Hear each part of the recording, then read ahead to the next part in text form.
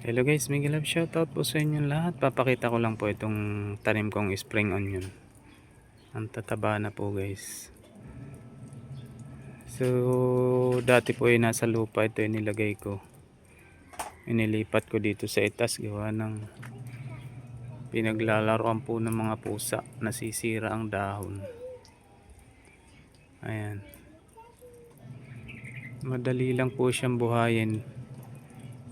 Tsaka kung gusto mong paramihin, hukayin mo lang siya tapos ipaghiwa-hiwalayin mo lang ang mabilis po siyang dumami.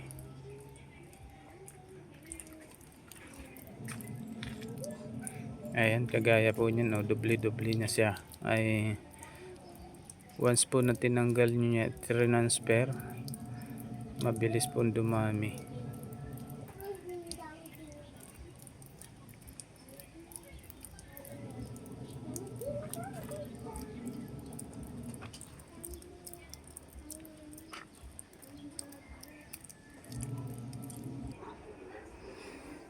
Ito naman po mga halaman namin.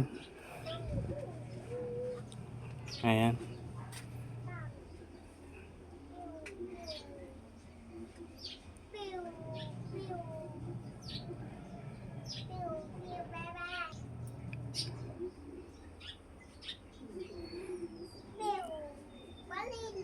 Ayan po, lalapad ng dahon ng putos.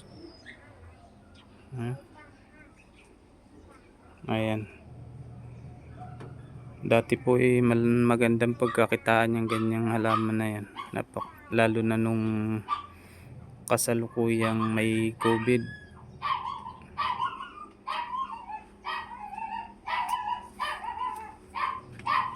Ayan guys, maingay yung aso ng kapitbahay. Tsaka ito nga po pala guys ang orchid, so nagbubulaklak na siya.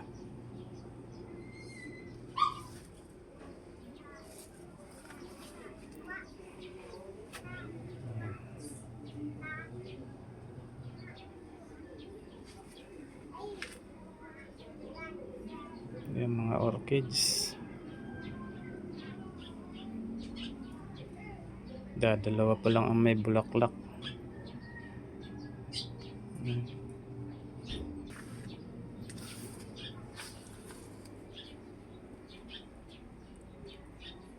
Ayan naman po guys ang magic fruit. Yan po ay pag kumain ka po ng hinog niyan, tapos tikman mo ang suka, nagiging matamis. Yan po ang tinatawag na magic fruit.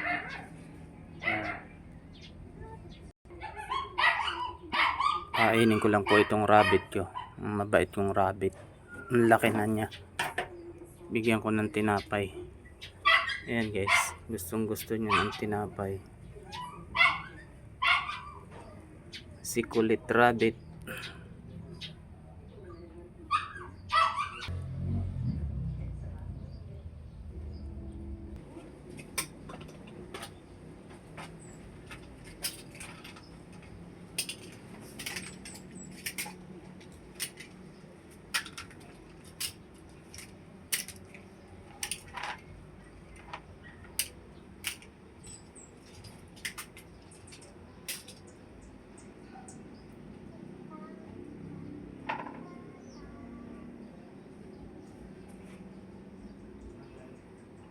Ito guys, ang halaman to mabilis alagaan, maganda po siyang mabilis dumami.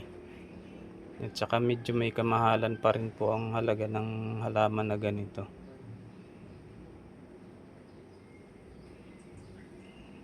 So guys, thank you so much po.